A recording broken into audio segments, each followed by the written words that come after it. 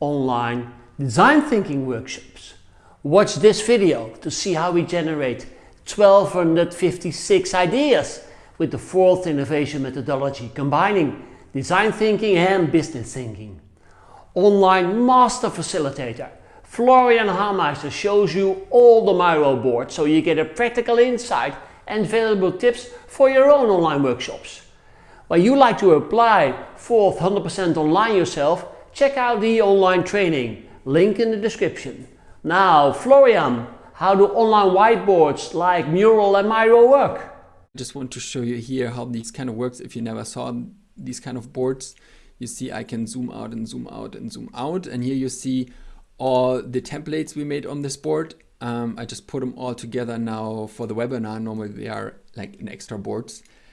And the good thing here is that everybody can work at the same time on these boards, right? You see the cursors of everybody, right? So you can generate ideas, you can exchange ideas, you can write concepts, right? And that in a collaborative way. But you also, these boards are also open 24/7. So what you also can do is, you know, when you have an idea or you want to look at something, right? Sometimes it's not in the workshops, sometimes it's outside or even the evening, right? You can go in there, you can have a look, or you can write something down. So that is, I think, the incredible value of these online collaboration tools. Yes, so let me take you through the fourth process. You see here the map, or you see it also behind us, right? That is the fourth map, which represents the whole fourth process.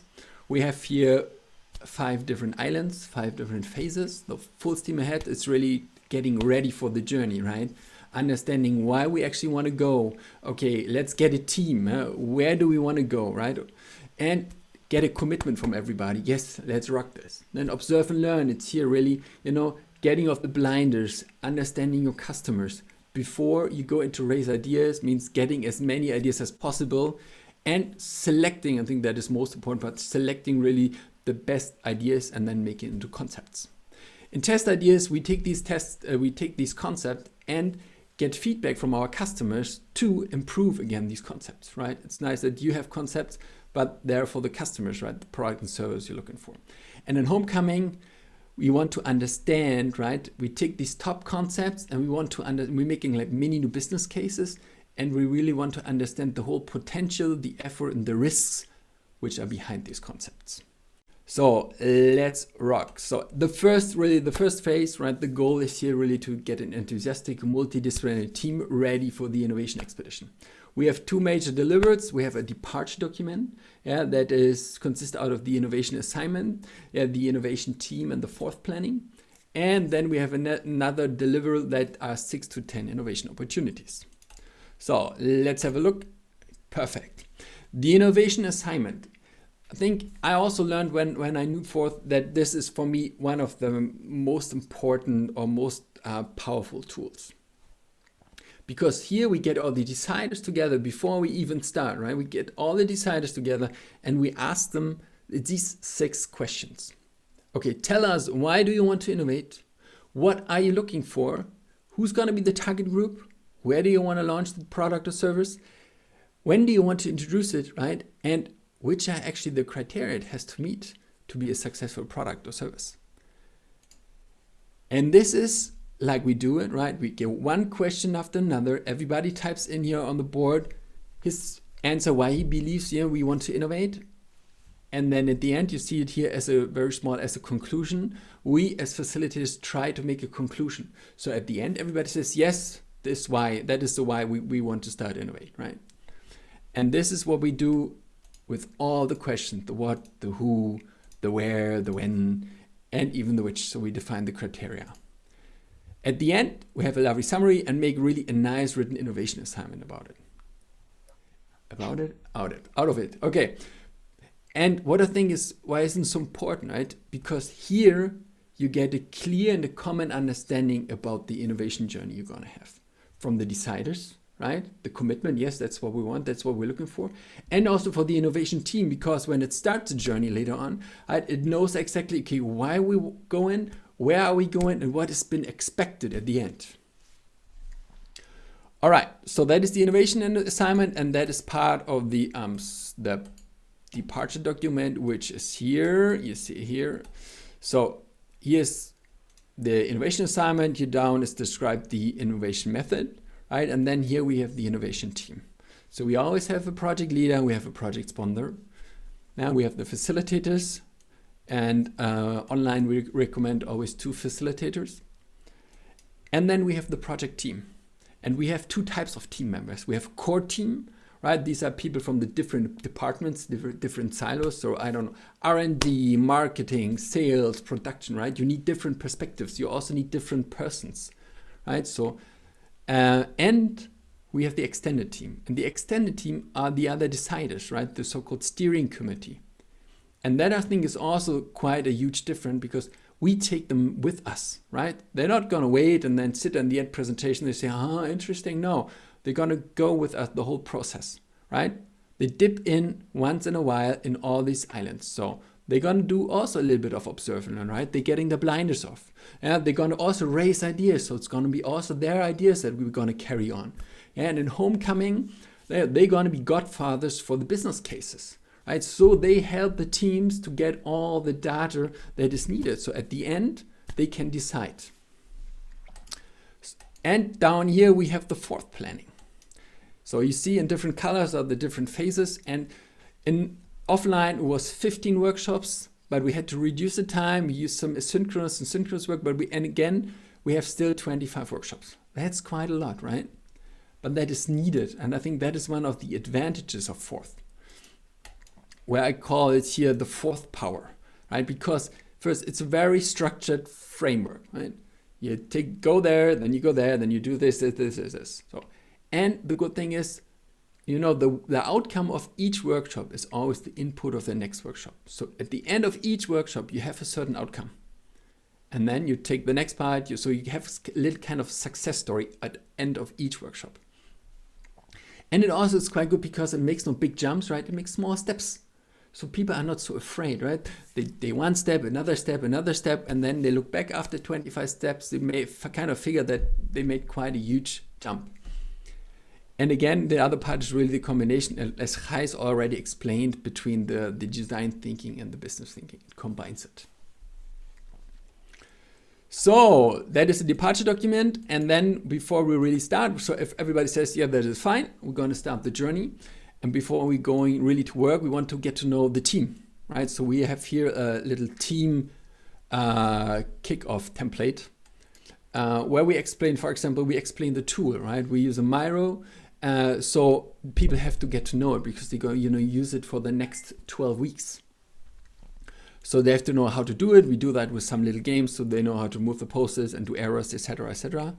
And we also do like introduction, right? Please put your picture in here, tell me something personal about us.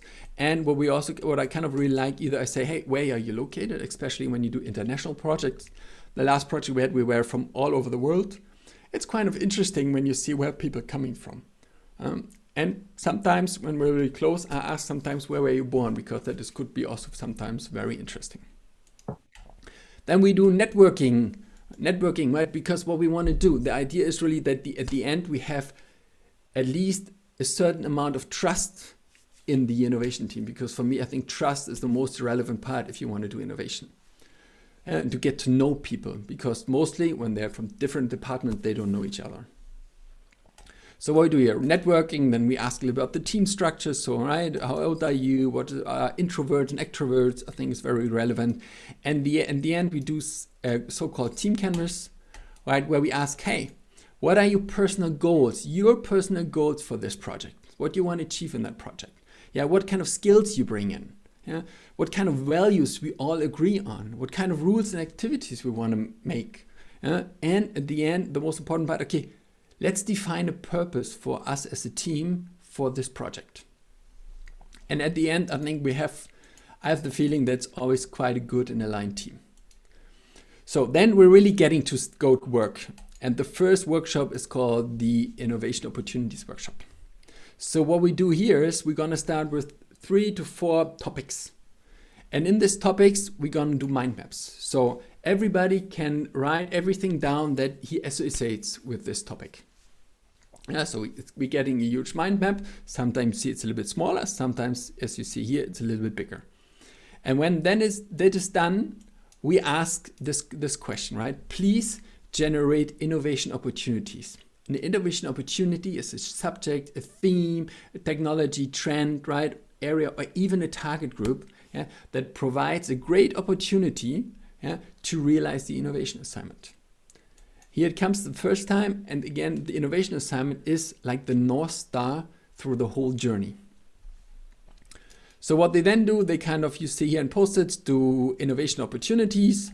Then we have to bring them down. They have to choose their top 10. And at the end, we have like 40 innovation opportunities here, and we have to select the top 6 to 10 innovation opportunities. Miro or even Miro, so these digital whiteboards have like awesome voting tools, voting possibilities, right? Very democratic because it's totally anonymous. So we can really easy vote. Hey, what do you like? Which are your top, I don't know, 5? Click, click, click. And then we get the results like this and we can choose. Why 6 to 10? It always depends on the core team, right? We say the ideal core team is between 6 and 10 people. So why we want to choose exactly 6 to 10? Because each core team member would take one innovation opportunity, right, into the observe and learn phase and will become a mini expert in the next 2 weeks, right? So he will dig into this kind of field and gather all the information he finds about that certain area. So we're already at the end of the first part of the full steam ahead. And now we're going into observe and learn, right? Getting your blindness off and get a deep understanding about your customers. We have exactly these 2 deliverables to define really the best customer frictions and get a lot of information about the innovation opportunities. Let's start with the innovation opportunities. I zoom out again. Here you see the board, the observe and learn board. And here you see part of the innovation opportunities. So everybody, each core team member gets such a board, right? Such an area. Where you can, here for example, Theo, I think, had the part of IT applications for innovation consultant as possible innovation opportunity. And what he can do here, he can put all the information he finds on this board, right? You can put on videos, PDFs, pictures, like Post-its, documents, everything. Yeah, and that I think is again a really awesome part about online and about using these online tools. Because it's there 24/7. When we did it offline, you know, it was there. Either you had a room, or if you didn't have a room, you had to take it away always after the meeting. But it's here 24/7. So if I'm interested in it, I can have a look at the evening. Okay, what Theo actually gathered together, or what even Steve gathered together, right? So that is quite a cool thing. So what these people all become like mini experts in the next 2 weeks.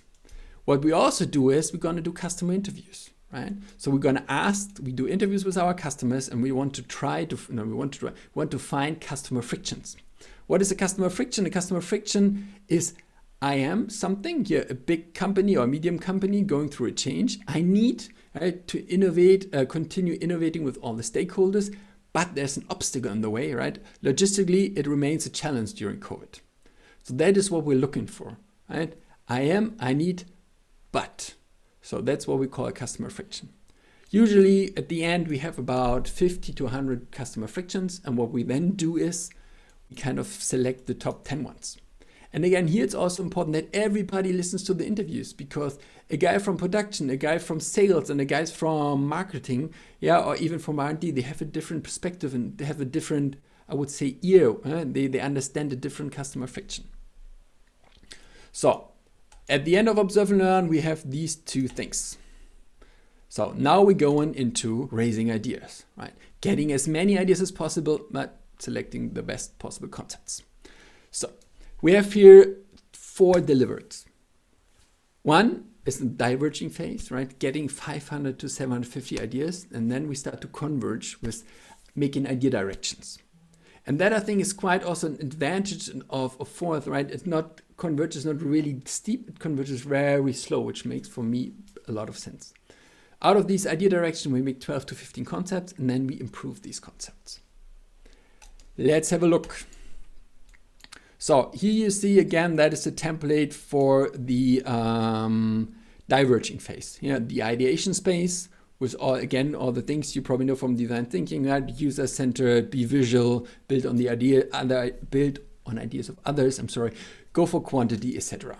Here we're gonna write the ideation question. You remember the innovation assignment? Yeah. The innovation assignment has also some restriction. The die is here that we're gonna take that away for the diverging part. It comes back when we start to convert.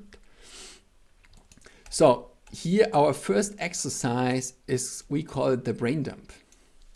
And here it's also the part of the good thing about doing it online, doing asynchronous and synchronous.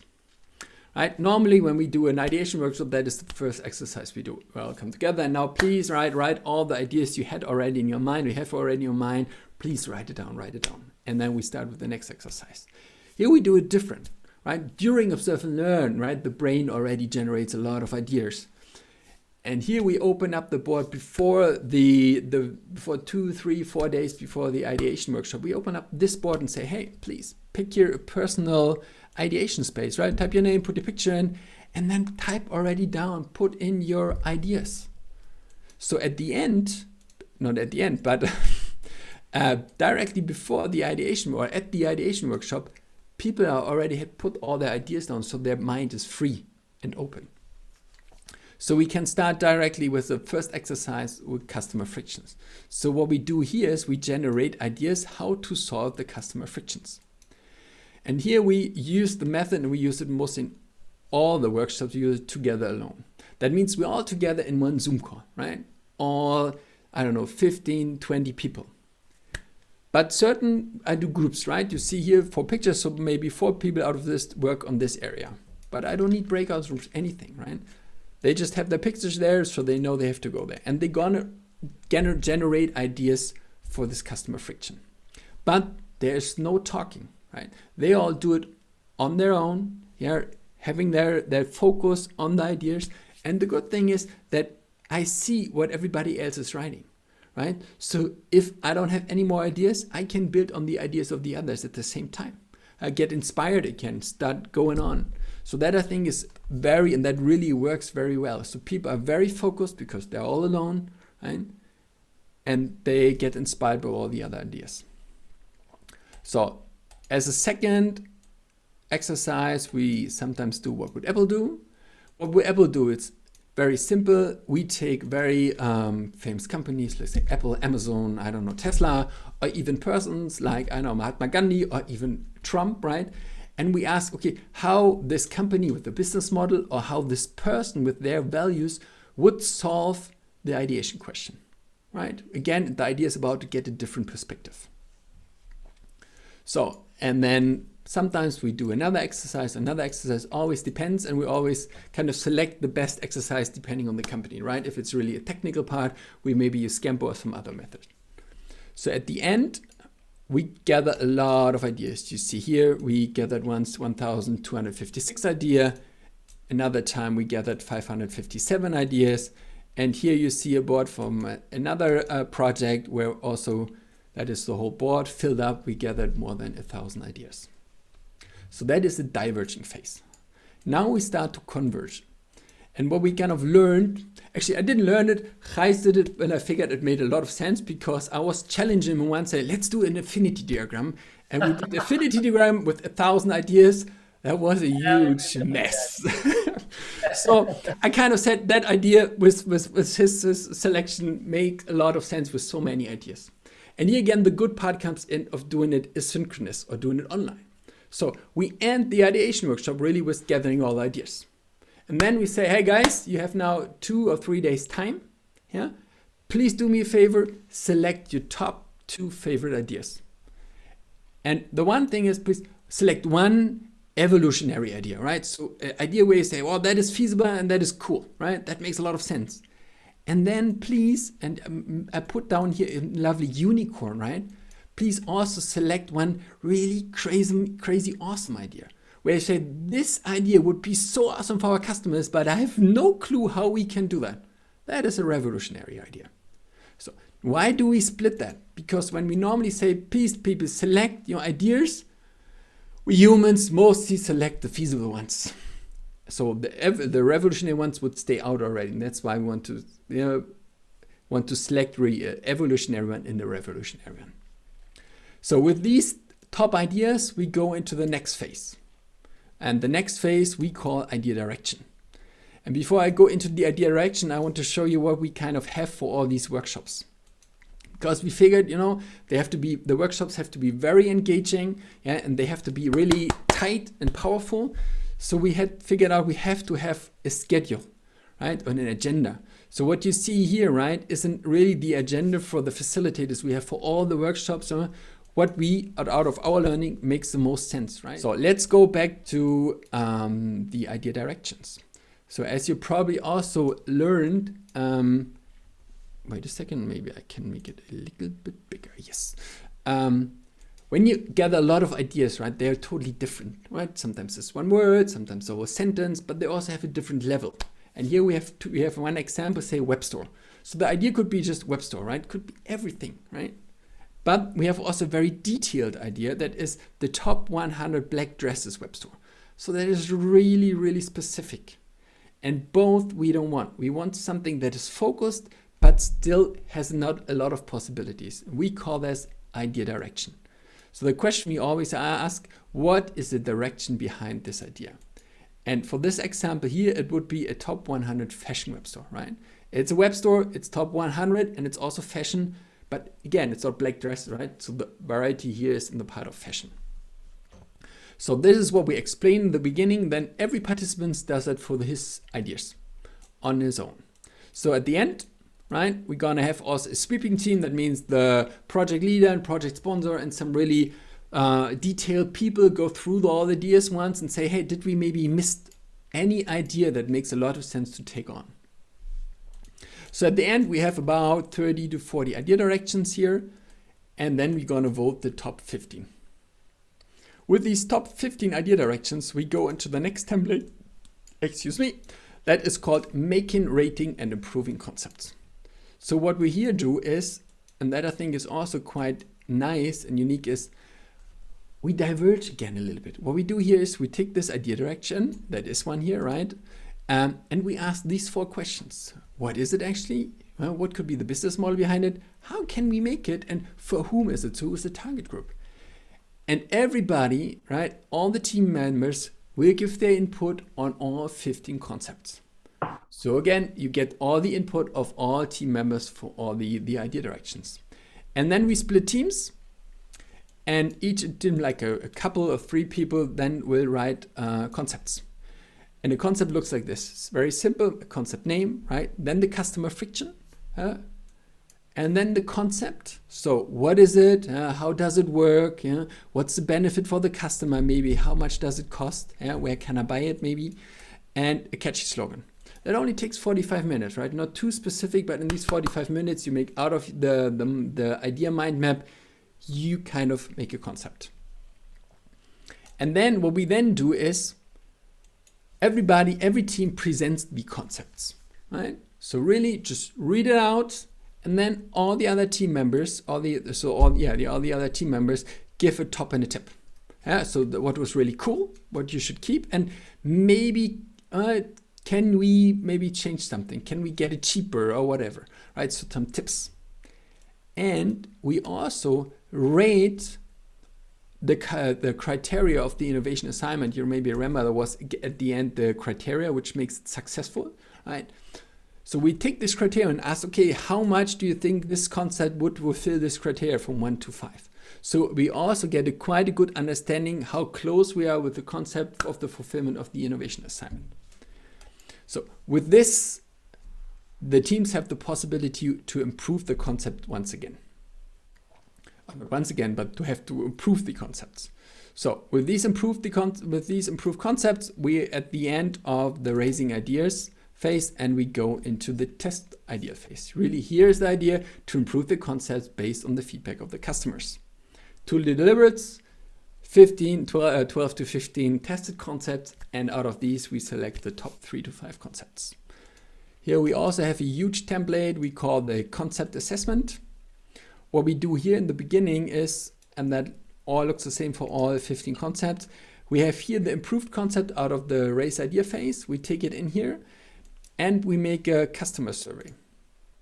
It looks very simple. It's the whole concept, just one by one, copy down, right? The customer friction, the concept itself, and then the catchy slogan, and then we ask certain questions. Okay, yeah, do you recognize the situation? So do you recognize the customer friction? Is this idea clear for you, right? Is it attractive for you? Does it fit to the company? What is your overall assessment of the whole idea? And can you give us a top, and can you give us a tip? So here you just can send out the link, get the information, or you do an interview. Always depends, what kind of customers you have. But the good thing here is if you send out the links, you get a lot of quantitative feedback. So at the end, what we do, we gather all the feedback and kind of sum it up and make some averages about it. You see here, right, customer friction. So you understand from 1 to 5, it's a 4, here's a 3, here's a 2.6, here's a 3, and an overall assessment of a 6.6. Right, so you know you have to do some work, and you get here some tops and some tips. So again, here the team has the possibility to improve their concept. What we often also do is that we change the teams a little bit, get new blood in there, right? A new perspective, a new thinking. So what we then we take these improved concepts and we're gonna assess them. And we assess them on feasibility, as you see, right? That's the dark side. So we build 2 teams, a feasibility team and an attractiveness team. The feasibility team will rate all concepts on the feasibility, right? From 1 to 10. Always having in mind, all concepts are 100% attractive. And the attractiveness team will do the same and will rate all concepts on the attractiveness scale. Always having in mind, all concepts are 100% feasible. That takes out the bias, because normally when we think about feasibility or attractiveness, we always include the other one. So at the end, we all bring them back together, right? We put them here in the matrix, the feasibility attractive matrix. So we see really which ones are really, really attractive and also quite feasible. So now the top 5 concepts can be chosen. That can be the top ones that are up here, but sometimes if you're really looking for revolutionary ideas, they are sometimes down here, so they can also be chosen, always depending on the innovation assignment. And that is the point here. Every time we choose, every time we select, it's always according to the innovation assignment. Which are the best ideas? Which are the best concepts, the best idea direction, according to the innovation assignment. So we select the top 5, I told that already. And there's another point which I really think is quite cool. We call it the wild card.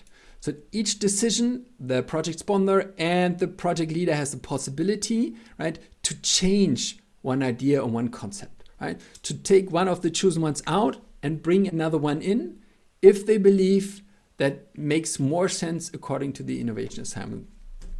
Yeah, so that is the phase of testing ideas. And now we're having, now I screw up, but that doesn't matter. Here we go. We go to homecoming. So here it's really to understanding full potential risk and the effort of the chosen concepts, right? And make them ready for transition to development projects. And we have 2 deliverables, right? 3 to 4, 3 to 5 mini new business cases, and an awesome team with an innovative mindset. Maybe Gijs can tell you something later about it concerning the culture change program. So what are mini new business cases? Mini new business cases, like you see here, have the customer friction. So they have the concept that is up here, right? There's customer friction. We have described the concept here. We have the target group and how new this product is for the company or for the world. So, but then we go a little bit deeper, right? We ask, okay, hey, what is actually the competition at the moment on the market, right? What are really the main benefits for the customer? What could be our future positioning on the market? And also we're looking on the feasibility. Okay, what are potential partners? What are hypotheses and what is already real, right? What are really the critical parts and what could be really a possible launch date for this product or service? So, yeah, and then we go on also into numbers. So what is the estimated turnover or the profit, and also what the whole development will cost. So the point is really here to get all the information in, right, that the deciders require to make a decision. And that is the part which I also think is quite valuable, that we also agree in the beginning that at the end, that is the end presentation, the deciders have to make a decision. Because what we also experience quite often, that they say, thank you, that was an interesting presentation. I don't know if you kind of recognize the situation. We come back to you, we decide. That makes no sense, right? Because then it's going to go on. They have other things to do too. So here we say, folks, hey, when you're doing this journey, you have to decide in that presentation. And I think, again, this is a part of business and design thinking combined, right? Because you make sure that this journey makes sense and it gets transferred into development projects. Thank you, Florian. What's next? This movie, 20 tips how to facilitate online workshops. Let's design think online and stay safe.